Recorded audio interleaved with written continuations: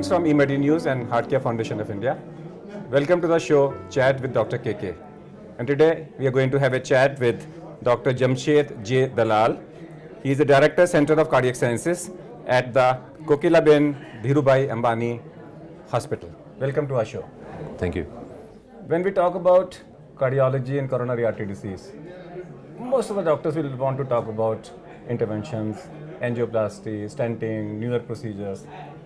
Some of them will like to talk about prevention. And when it comes to drugs, they only want to concentrate on beta blocker, ACE inhibitor or a statin. I think very few doctors want to talk about the metabolic drugs used in the management of coronary artery disease. Let's discuss that. And my discussion will be focused on what an average MD physician or a family physician practicing cardiology should know about these metabolic drugs. How do we classify these drugs?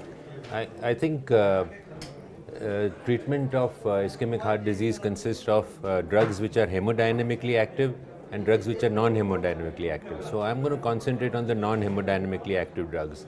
The novel drugs include ranolazine, trimetazidine and L-carnitine. L-carnitine is predominantly used for patients with heart failure. Trimetazidine and ranolazine are drugs which are used for ischemic heart disease patients. Of these, ranolazine is really not a metabolic drug. It acts on the sodium channels. So the true metabolic drug is really trimetazidine. So when it comes to L-carnitine, when we talk about L-carnitine in heart failure, correct. In which patients of heart failure? In every patient we should try it out? L-carnitine should be given in all patients with heart failure, and trimetazidine should be given in all patients with heart failure. I use carnitine in acute myocardial infarctions as well, especially those who come with low ejection fractions, pulmonary edema or shock. And how long? I give 1 gram intravenously every 6 to 8 hours. Is carnitine available intravenous? Yes. Okay, we give it intravenous. 1 gram every 8 hours. Followed by? And then after a day or two, shift over to oral. 500 milligrams 3 times a day at least. Continue lifelong? Maybe at least 6 months to a year. At least 6 months. The results of it versus coenzyme Q10? I think it has better results than coenzyme Q10 in terms of improving heart function. Coenzyme Q10 is important in patients who are on statins, particularly to relieve some of the side effects of statins. But I think for improving heart failure or heart function, I think carnitine, L-carnitine and trimetazidine are much better drugs. So you will give a combination of both? I'll give a combination of both in heart failure. Okay. When it comes to coronary artery disease? In coronary artery disease, the trimetazidine is much more important.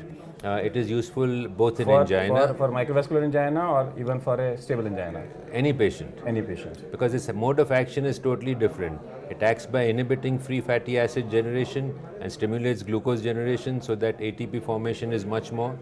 And there are a large number of trials which have shown that if you already have a patient on beta blocker, if you add say nitrates or calcium channel blocking drugs, the effect is not very great. There's a marginal benefit. But if you add trimetazidine, which is a totally different mode of action, there's a significant benefit in terms of relief of angina. So it is no more a drug for a refractory case of angina? No. It should be given as... Absolutely. We started right in the beginning of angina. What about it can be given.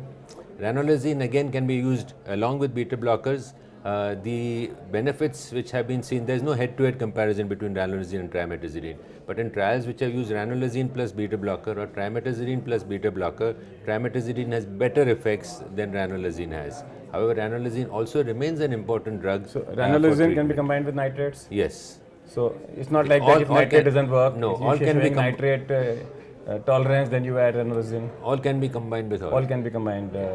So your feeling is that in a chronic stable angina, before sending them for an intervention like a medical treatment failure, the medical treatment failure will not be called as a failure till metabolic drugs are also added and tried. Can this be a statement? No, I think, I think if you are going to treat a patient on medical line of treatment only, I don't want to get into controversy about who should be... No, I'm talking about the indication for... medically treatment. When we say optimal medical treatment, right. That means a treatment will not be optimal unless you have tried metabolic drugs also. I personally feel so. That's your personal feel about that. Anything else you want to add? There have also been a couple of recent trials presented in the 2012 World Congress of Cardiology, where they looked at trimetazidine in patients who had myocardial infarction. And they found that if the patient was already on trimetazidine when he had a myocardial infarction, there had much less future events. and therefore it is suggested that trimetazidine, if treated in patients with stable angina, those who go on to develop myocardial infarction will have long-term benefits. We have known for long that if these patients went for bypass surgery or angioplasty, they had benefit. So therefore, I start trimetazidine on all my patients who are undergoing angioplasty or bypass surgery. Let me change the topic. What are your hobbies? My hobbies would be reading and fooling around on the computer. And if you would not have been a doctor, what you would have been? I can't imagine. I am not sure actually. I've never You're thought not about sure. it. You always wanted to be a doctor. Always been a doctor actually. Always been a doctor. My last question is that there has been a recent change in the guidelines to treat CPR, and they say mouth-to-mouth resuscitation is not required. You only do hands-on CPR.